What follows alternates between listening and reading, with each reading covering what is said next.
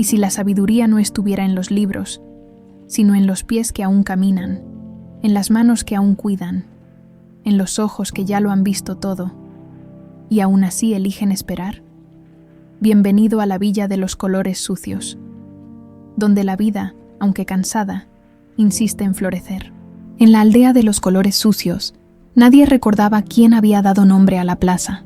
Algunos juraban que era Plaza San José, otros decían que nunca tuvo nombre, y tal vez por eso las cosas allí eran tan simples, sin placa oficial, sin discurso, sin ceremonia, solo un reloj de sol roto, 3 bancos de madera y una higuera tan antigua que sus raíces ya levantaban los adoquines. El banco bajo la higuera era el más disputado en verano, pero, en realidad, solo un hombre lo usaba con regularidad, don Raúl, todos los días, a las 3:30 de la tarde, después de tomar su café con leche tibia y hojear el viejo periódico, el mismo del domingo, que releía por falta de novedades. Se calzaba los zapatos negros, se ponía la gorra gastada y salía. No hablaba con nadie en el camino, ni con la vecina que regaba las flores, ni con el niño que vendía pan casero en bicicleta. Entraba en la plaza, se sentaba en el mismo lugar y se quedaba. A veces miraba al suelo, a veces al horizonte, pero nunca parecía ver nada de verdad, hasta que, un miércoles bochornoso, de esos en que el aire pesa como trapo mojado, una mujer se sentó a su lado. Era doña Amelia. No pidió permiso, no sonrió, solo se sentó, con una bolsa de tela en el regazo y un suspiro hondo que parecía venir desde el fondo de la espalda. «El banco está caliente», dijo ella. Sin mirarlo, don Raúl murmuró algo entre los dientes. Podía ser, sí, podía ser, no importa. Permanecieron en silencio unos 10 minutos, un silencio denso, pero no incómodo. A esa edad, el silencio ya no era vacío, era compañía. Fue doña Amelia quien lo rompió. «Mi nieto me llamó hoy. Dijo que estaba ocupado». Otra vez, don Raúl no respondió enseguida. Después de un rato, habló bajo, casi en un susurro. «El mío ni llama». Ella asintió, como quien entiende sin necesidad de detalles. Sabía que, a veces, lo peor no es la ausencia, es su eco. «Hago sopa todos los domingos. La dejo en la nevera, pero él no viene a buscarla. Creo que compra congelada». «Mejor así», dijo don Raúl. «Congelada no se echa a perder si nadie aparece». Doña Amelia rió, una risa corta, seca, pero verdadera, no de burla, de reconocimiento. «Eres duro». Raúl, soy realista. Realista es quien planta una flor sabiendo que morirá antes de verla florecer. Tú solo estás enterrado en vida». Él giró el rostro, sorprendido, no por la dureza, había cariño en esas palabras, sino por la claridad. Era como si ella lo hubiera visto por dentro sin pedir permiso. «¿Y tú?», preguntó él, algo a la defensiva. «¿Tan llena de vida estás?» «No, estoy llena de cansancio, pero todavía cocino, todavía lavo, todavía espero, incluso cuando no viene nadie. ¿Para qué? Para no volverme fantasma antes de tiempo». El viento movió las hojas de la higuera.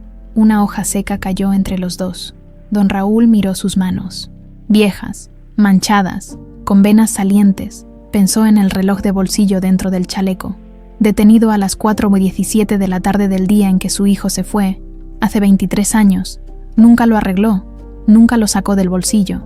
Era como si, al detener el reloj, hubiera detenido también el tiempo del dolor.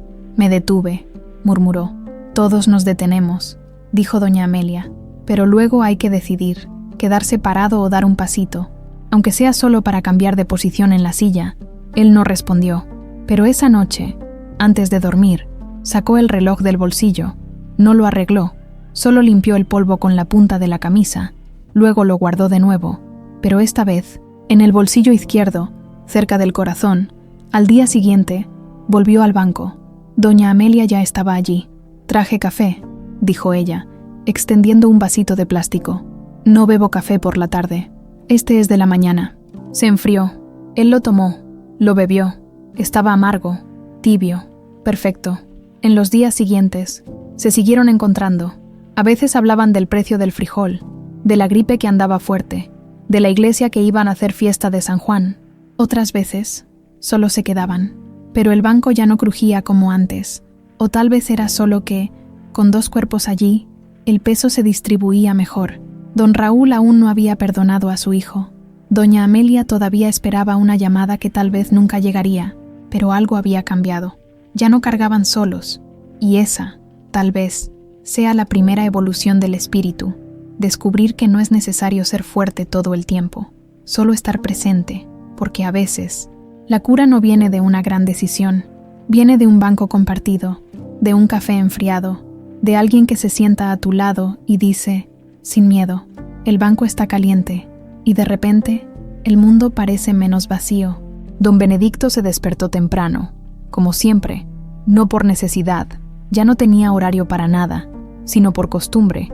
A los 80 años, el cuerpo se levanta antes de que el alma esté lista. Tomó su café negro, miró por la ventana empañada y vio el autobús escolar detenerse en la esquina. De él bajó un niño con una mochila demasiado grande, zapatos nuevos y los cordones desatados. El niño tropezó, no cayó, pero casi. Luego intentó atarse los cordones, pero los pequeños dedos no obedecían. Se quedó allí, solo en la acera, luchando con los lazos como si fueran enemigos. Don Benedicto suspiró. Los niños de hoy no saben hacer nada, pensó, pero no con enojo, con tristeza. Recordaba cuando enseñaba a su nieto a atarse los cordones, antes de que creciera y se perdiera en las redes sociales. Sin pensarlo mucho, se puso el abrigo gastado, tomó el bastón, más por costumbre que por necesidad, y salió. «Oye, chico», llamó, con la voz ronca de quien habla poco. El niño lo miró, asustado. «No tengas miedo, solo vine a ver si quieres aprender a atarte eso bien». El niño dudó, luego asintió con la cabeza. Don Benedicto se agachó, despacio, cuidando las rodillas, y tomó los cordones. «Mi abuelo me enseñó así. El conejito sale de la madriguera, da la vuelta y entra de nuevo». Y, con sus dedos nudosos, hizo el lazo perfecto. El niño intentó imitarlo, falló, lo intentó de nuevo, acertó. «Genial», exclamó sonriendo. «Ahora ya no te vas a caer», dijo don Benedicto, levantándose con esfuerzo. «Gracias, señor. Benedicto, solo Benedicto. Yo soy Lucas», y eso fue todo. El niño corrió hacia la escuela. Don Benedicto regresó a su casa. Nadie lo vio, nadie lo supo, pero, esa tarde, se sentó en el porche y miró sus manos, no como herramientas viejas, sino como puentes. Esa noche soñó con su nieto pequeño, sentado en el suelo de la cocina, tratando de atarse los zapatos. Despertó con los ojos húmedos, no de tristeza, sino de algo más raro, utilidad. Al día siguiente, volvió a la esquina. No esperaba nada, solo quería ver si el niño aún tropezaba. Lucas apareció, vio a don Benedicto, sonrió. «Buenos días, don Benedicto». «Buenos días, Lucas». «¿Cordones firmes?» «Firmes».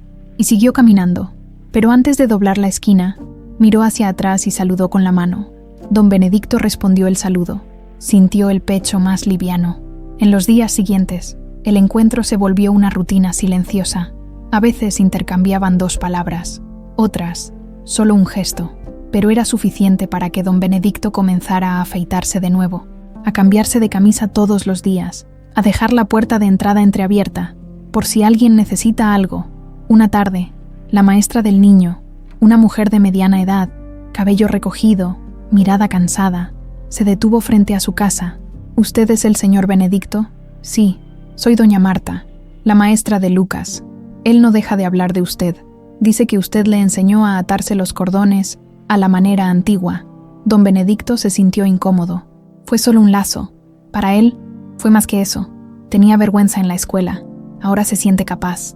Ella hizo una pausa. «Se lo agradecemos». «No tiene que agradecer. El agradecido soy yo». Ella sonrió, confundida, y se fue. Pero don Benedicto entendió. Enseñar algo simple, con paciencia, seguía siendo una forma de pertenecer. Esa semana decidió limpiar el patio. Arregló las herramientas oxidadas. Plantó albahaca en una maceta rajada. Incluso habló con el vecino, cosa que no hacía años. No se volvió otro hombre. Siguió hablando poco, comiendo solo, durmiendo temprano, pero algo había cambiado. Ya no se sentía invisible, y eso no vino de un discurso, de una carta, de un milagro. Vino de un cordón mal atado y de un niño que, por unos segundos, lo necesitó. A veces, la evolución del espíritu no pide grandes gestos, solo pide que alguien nos vea y que nos permitamos ser vistos, porque incluso a los 80, aún hay lazos que atar y manos que saben cómo hacerlo. Tía Lucía no creía en la suerte. Decía que la suerte es lo que los jóvenes inventan para no admitir que la vida es dura, pero, aún así, guardaba cosas bonitas. Una pluma de colibrí, un botón de porcelana, una pequeña concha y, ahora, una piedra azul. La encontró una mañana de sábado, a la orilla del arroyo seco que atraviesa el fondo del pueblo. Estaba medio enterrada en la tierra, pero brillaba con el sol. No era preciosa, solo bonita, lava volcánica pulida por el agua que ya no pasa más. La metió en el bolsillo del vestido y siguió caminando. En casa, lavó la piedra con cuidado, la secó con un trapo viejo y la puso en la ventana de la cocina. Cuando el sol le dio de lleno, proyectó un reflejo azul sobre el suelo de cemento. Pequeño, pero vivo. «Mira eso», murmuró.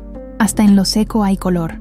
Esa tarde, doña Amelia pasó por la puerta, trayendo un pan casero. «Te traje esto, Lucía. Me sobró harina. Gracias. ¿Quieres pasar un rato?» Doña Amelia entró.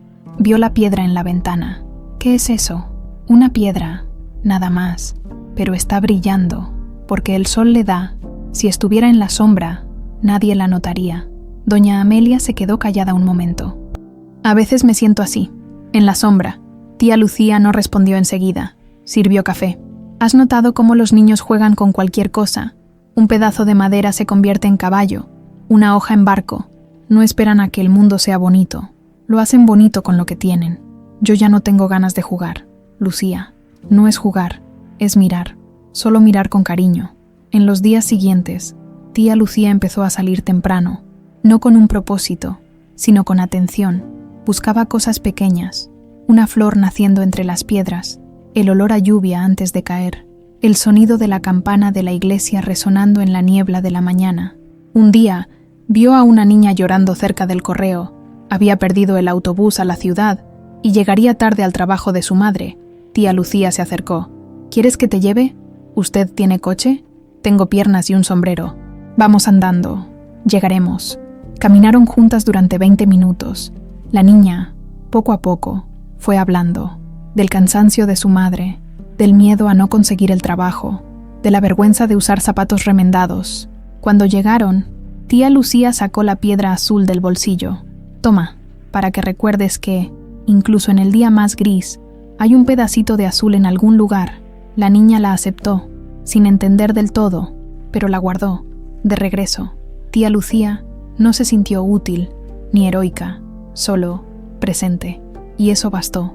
Esa noche, escribió en un pedazo de papel: «La alegría no es lo que pasa, es lo que elegimos ver». Dobló el papel y lo guardó en la lata vacía de galletas. Junto con las otras cosas bonitas, el domingo fue a misa, no por fe, sino por costumbre. Después, se sentó en el banco de la plaza. Don Raúl estaba allí, con su café frío. «Traje algo para ti», dijo ella, extendiendo una hoja seca con forma de corazón. «¿Para qué?» «Para que recuerdes que hasta lo que cae puede tener forma». Él la miró, sonrió, casi imperceptiblemente. «Eres rara, Lucía. Soy atenta». Y se quedaron en silencio, viendo ponerse el sol. Tía Lucía no curó a nadie, no resolvió ningún problema, pero, al elegir ver belleza donde otros ven el final, abrió una rendija, y por ella, un poco de luz entró en la vida de quienes cruzaron su camino. La evolución del espíritu no exige que cambiemos el mundo, solo que dejemos de esperar a que el mundo cambie para empezar a vivir, porque, incluso en el arroyo seco, todavía hay piedras que brillan. Doña Amelia se despertó con dolor de espalda, un dolor sordo, obstinado, que no se iba ni con agua caliente ni con rezos, pero se levantó igual, porque, en su cabeza, mientras el cuerpo obedeciera, el día no podía detenerse. Preparó el café, limpió el fregadero, puso los frijoles en remojo, luego empezó a barrer el porche. Y fue entonces cuando tropezó. No llegó a caer del todo, solo resbaló, se sostuvo del tendedero, pero sintió un chasquido en la rodilla. Se sentó en el escalón, jadeante. Se quedó allí 10 minutos, esperando que pasara la vergüenza de sentir dolor, de necesitar algo, de ser, al fin y al cabo, humana. ¿Necesitas ayuda? La voz venía desde la cerca. Era tía Lucía, con un cesto de ropa en el brazo. No, ya estoy bien, respondió doña Amelia, levantándose demasiado rápido. Estás más pálida que un pan sin hornear. Es solo el calor. Tía Lucía no insistió, pero 2 horas después llamó a la puerta con una olla de sopa. Hice de más. Toma un poco. Doña Amelia quiso rechazarla, pero el dolor apretaba y el orgullo pesaba más que el cuerpo. Aceptó. Gracias. De nada. Mañana vuelvo. No hace falta. Lo sé, pero iré igual. Al día siguiente, tía Lucía volvió, y al otro, sin hacer ruido, solo dejaba la sopa en la puerta, o entraba un momento para cambiar el agua de la flor, o preguntar si necesitaba pan. Doña Amelia se irritaba, consigo misma porque, por primera vez en décadas, no tenía nada que ofrecer a cambio. No estoy enferma, dijo un día, algo brusca. ¿Quién dijo que se trata de enfermedad?, respondió tía Lucía. A veces solo necesitamos que alguien sostenga la olla mientras los frijoles se cocinan. Doña Amelia guardó silencio. Esa noche intentó cocinar, pero la olla de presión no silbó. Se quedó mirándola, quieta, como si el tiempo se hubiera detenido, hasta que lloró, no de dolor, de miedo, miedo a volverse una carga. Al día siguiente, cuando tía Lucía apareció, doña Amelia no abrió enseguida. Se quedó detrás de la cortina, viéndola esperar en silencio, con la olla en la mano. Entonces abrió. «Entra», dijo, con la voz temblorosa. Tía Lucía entró. No dijo nada, solo fue a la cocina, vio la olla apagada, encendió el fuego, removió los frijoles. «No tienes que hacerlo todo sola, Amelia». «Pero siempre lo hice, y ahora ya no tienes que hacerlo». Doña Amelia se sentó a la mesa, dejó las manos quietas, inútiles, y, por primera vez en mucho tiempo, se permitió ser cuidada. En los días siguientes, aceptó la sopa, pidió ayuda para cargar el agua, dejó que tía Lucía hiciera la cama cuando el dolor apretaba. No fue fácil. Cada «gracias» dolía más que la rodilla, pero con el tiempo se dio cuenta de algo. Cuando dejaba de dar, empezaba a recibir, y el mundo no se derrumbaba. Un día, don Raúl pasó por la puerta. «¿Estás mejor?» «Estoy aprendiendo», respondió ella. «¿Aprendiendo qué?» «Que cuidarse a sí misma también es cuidar a los demás». Él asintió, como quien entiende. Esa semana, doña Amelia no cocinó para nadie, pero, por primera vez, dejó que alguien cocinara para ella, y, al aceptar aquella sopa simple, caliente, sin devolución inmediata, dio un paso más grande que cualquier gesto de generosidad pasada, porque la verdadera evolución del espíritu no está solo en dar, sino en permitir que el amor entre, incluso cuando uno se siente indigno. A veces, la lección más difícil no es cargar el mundo, es dejar que alguien sostenga la olla por un momento. El cartero jubilado, don Eloy, apareció en la casa de don Raúl una tarde de lluvia fina. Tenía un sobre amarillento en la mano. «Encontré esto limpiando unos papeles viejos», dijo, incómodo. Estaba en el fondo de una caja de la antigua agencia. «Dirigido a ti, de hace 25 años». Don Raúl miró el sobre. Reconoció la letra. Era de su hijo. «¿Por qué no lo entregaste? En aquella época ya habías cambiado de número, y la dirección estaba rasgada. Pedí ayuda, pero nadie recordaba bien dónde vivías. Después, lo olvidé». Don Raúl no respondió. Tomó la carta, dio la espalda y cerró la puerta.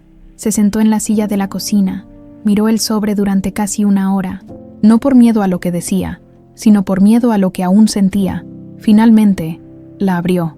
La carta era corta. El hijo contaba que se había ido porque no soportaba las peleas con la madre, que sentía culpa, que quería volver algún día, que pedía perdón. No pedía nada a cambio, solo decía: «Si algún día puedes perdonarme, volveré». Don Raúl dobló la carta, la guardó en el bolsillo, salió de casa, fue hasta la plaza, se sentó en el banco. Doña Amelia estaba allí, tejiendo. «¿Todo bien?», preguntó ella, al ver su rostro. «Encontré una carta, de mi hijo, y estoy con rabia. Rabia de él, rabia de mí, porque después de leerla, todavía tengo ganas de lanzarla al fuego». Doña Amelia dejó de tejer. El perdón no es borrar lo que pasó, es dejar de permitir que lo que pasó mande en ti. Él desapareció, me dejó solo, y tú también lo dejaste solo, con la rabia. Don Raúl guardó silencio. Esa noche no durmió. Pensó en escribir una respuesta, en romper la carta, en ir tras su hijo, pero al amanecer hizo algo más difícil. Nada, solo salió, fue al antiguo correo, ahora un depósito de materiales, y dejó la carta en el buzón roto. como si devolviera al tiempo lo que el tiempo había escondido. Al día siguiente, don Eloy lo encontró en la panadería. ¿La leíste? La leí. Y no voy a responder. ¿Por qué? Porque el perdón no necesita respuesta, solo silencio. Don Eloy asintió, entendió. En los días siguientes, don Raúl siguió yendo a la plaza, pero, en lugar de mirar al suelo, empezó a mirar al cielo, observaba las nubes, contaba los pájaros. Una mañana, vio a un hombre mayor enseñando a su nieto a andar en bicicleta. No apartó la mirada, se quedó viendo hasta que el niño lo logró. Doña Amelia lo notó. Estás diferente. Estoy cansado de cargar un peso que ya no me sirve. Y el reloj sigue parado, pero ahora lo saco del bolsillo solo para ver la hora correcta. Ella sonrió. La carta nunca fue respondida. El hijo nunca volvió. Pero don Raúl, por primera vez en 25 años, dejó de esperar justicia para empezar a vivir, porque el perdón verdadero no exige arrepentimiento ajeno, solo exige que soltemos la cuerda que nos ata al pasado, y a veces, la evolución del espíritu no es un abrazo de reconciliación, es un sobre devuelto al viento, sin remordimiento, sin esperanza, solo paz. El ayuntamiento del pueblo decidió limpiar el terreno baldío al lado de la iglesia. Va a convertirse en un huerto comunitario, dijeron, pero nadie apareció para acabar. Solo don Benedito, el lunes por la mañana, con su azada vieja y un sombrero de paja, empezó a quitar la maleza, no por idealismo, solo porque el terreno le recordaba el patio de la casa donde crió a sus hijos, y de vez en cuando, el cuerpo pide un trabajo que el alma entiende. El miércoles, tía Lucía apareció con un balde de semillas, traje albahaca, cebollino y capuchina. La capuchina da flor naranja, queda bonito. No estoy haciendo un jardín, es un huerto. Todo lo que nace es bonito, Benedito, incluso lo que uno planta sin querer. Ella tiró las semillas en las esquinas, él no se quejó. En los días siguientes, trabajaron en silencio. Él cavaba, ella regaba. No hablaban de hijos, de pérdidas, de soledad. Hablaban del tiempo, de la tierra seca, del bicho que se comió las hojas nuevas. Una tarde, don Benedito se sentó en el tronco cortado y dijo: ¿Por qué viniste? Porque te vi solo. Estoy acostumbrado, lo sé, pero no tiene que ser así. Él la miró. Vio que en sus ojos no había lástima, solo compañía. Plantas flores donde no hay nadie para verlas. Yo las veo, y la abeja las ve, y el viento lleva el olor a alguien que está triste y ni sabe por qué. Don Benedito sonrió. Por primera vez en meses, la semana siguiente, el niño Lucas apareció. Mi profesor mandó cuidar una planta. ¿Puedo ponerla aquí? Puedes, dijo tía Lucía. Planta esta semilla de girasol. Le gusta el sol. El niño cavó, plantó, regó, volvió todos los días. Después vinieron 2 señoras de la iglesia. Luego, un muchacho que vendía pan. El cantero creció, desordenado, lleno de colores, sin cerca, sin cartel. Nadie lo llamó huerto comunitario. Solo decían, el cantero de la iglesia, don Benedito, que antes apenas hablaba con el panadero. Ahora enseñaba a regar sin encharcar, tía Lucía, que coleccionaba pequeñas bellezas. Veía su jardín convertirse en refugio de mariposas y conversaciones. Un día, doña Amelia llevó un pastel, para los que trabajan con las manos. Don Raúl apareció. Se sentó bajo la sombra del árbol nuevo y se quedó mirando. «Está bonito», dijo sin ironía. «Es solo tierra y agua», respondió don Benedito. «Y gente», completó tía Lucía. «Nadie allí curó una enfermedad. Nadie resolvió un viejo drama. Pero, al reunirse sin esperar nada a cambio, solo para cavar, regar, ver crecer, crearon un espacio donde ser era suficiente. Don Benedito ya no se sentía inútil. Tía Lucía ya no hablaba sola con las piedras. El niño aprendió que cuidar es un acto de valentía. Y el cantero, sin nombre, sin dueño, se convirtió en el corazón del pueblo, porque la evolución del espíritu muchas veces no comienza con una palabra, sino con un gesto simple, poner la mano en la tierra y creer, incluso sin ver, que algo va a nacer. Y, a veces, lo que nace no es la planta, somos nosotros. Doña Amelia hizo pan el domingo, como siempre. Amasó con sus manos callosas, lo dejó levar bajo el paño blanco, lo horneó en el viejo horno. Olía a infancia, a domingo de misa, a casa llena, pero la casa estaba vacía. El nieto no vino, ni llamó. Puso el pan sobre la mesa, lo cubrió con el mismo paño y se sentó en la veranda. No lloró, Ya no lloraba por eso, pero sintió un cansancio distinto, no del cuerpo, sino del alma. Era el cansancio de quien da sin eco, ama sin respuesta, espera sin señal. Por la tarde, don Raúl pasó por delante. ¿Todo bien? Estoy cansada de esperar, dijo ella sin mirar. Entonces para. ¿Cómo? Deja de esperar. Haz el pan porque te gusta hacerlo, no porque alguien vaya a comerlo. Ella rió, sin gracia. Fácil decirlo. No es fácil, es necesario. Él entró sin pedir permiso. Se sentó a la mesa, quitó el paño, partió un pedazo de pan, comió despacio. Está bueno, está duro. Se quedó mucho tiempo cubierto. Está bueno, repitió. Doña Amelia lo miró. Vio que no estaba allí por caridad. Estaba porque entendía el peso del silencio ajeno. Esa noche no guardó el pan. Lo dejó sobre la mesa. Al día siguiente, se lo ofreció a tía Lucía, que pasaba con su cesta. Toma, hice de más. Tú no haces nada de más, Amelia. Hoy sí. Tía Lucía comió un pedazo allí mismo, en la puerta. Sabe a domingo. Es que lo hice con cariño. Entonces el cariño no se perdió. Doña Amelia guardó silencio. Sintió algo acomodarse dentro de ella. En los días siguientes, siguió haciendo pan, pero algo cambió. Ya no esperaba al nieto.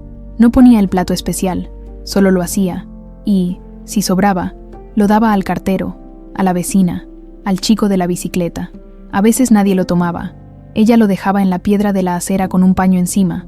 Para quien lo necesite, escribía en un papelito. Un día, encontró que el pan había desaparecido. En su lugar, había una flor seca. No supo quién la dejó. No importaba. Don Raúl vio la flor en su ventana. Alguien se lo comió. Alguien dio las gracias. Él asintió.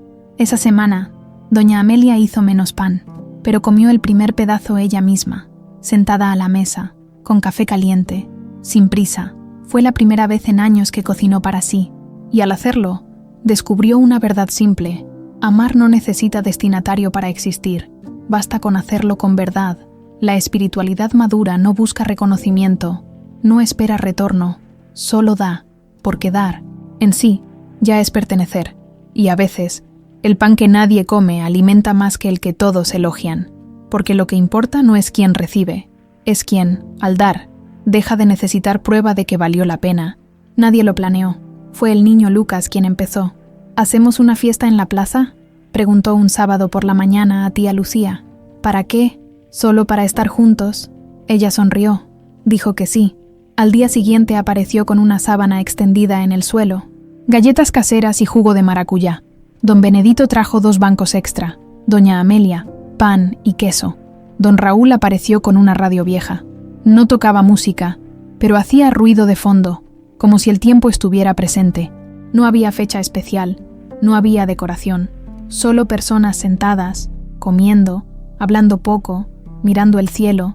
Parece un velorio sin difunto, bromeó don Raúl. Es mejor, respondió doña Amelia. Aquí todos estamos vivos. Rieron, una risa baja, sincera, de quien ya ha pasado por mucho y aprendió a valorar lo simple. Tía Lucía repartió piedrecitas de colores que tenía guardadas. Llévense una, para recordar que la belleza no necesita motivo. El cartero jubilado apareció con una guitarra desafinada. Tocó una tonada antigua. Nadie cantó, pero todos escucharon. Don Benedito, por primera vez, contó una historia, la de cuando plantó un naranjo con su hijo pequeño, y el árbol murió, pero el hijo rió tanto cavando que valió la pena. Don Raúl no habló de su hijo, pero cuando el niño Lucas tropezó otra vez, fue él quien se levantó, despacio, y le ató los cordones. Doña Amelia lo vio y no dijo nada, solo sirvió más café. Al atardecer, la plaza estaba llena de buenos silencios. Nadie necesitó explicar por qué estaba allí. Bastaba con estar. Esa noche, cada uno volvió a casa llevando algo distinto. Don Benedito, la certeza de que aún tenía historias que contar. Tía Lucía, la alegría de ver sus piedras en manos ajenas. Don Raúl, la paz de haber hecho algo sin esperar nada. Doña Amelia, el alivio de haber dado sin necesitar ser recordada. Ninguno de ellos encontró respuestas definitivas. No ocurrió ningún milagro. Pero juntos crearon un momento en que la vida no necesitaba justificación.